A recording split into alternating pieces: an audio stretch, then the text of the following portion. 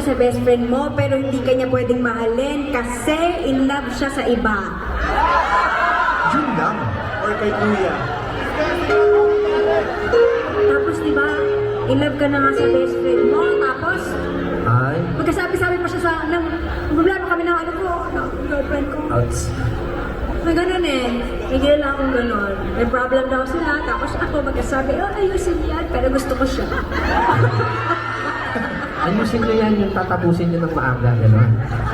So, kwento mo pala to. Ay, kwento ko ba to? Ay, oh. Slightly. Anyway, this song is an OPM song. Totoo ba kikilig? Anyway, this is an OPM song and it's really, really nice. So if you wanna sing along, hear our voices. But this time, I would like to have a duet with our personal chef. No, he's not a chef, I'm just kidding. Our lead guitarist, Ayus. Ready?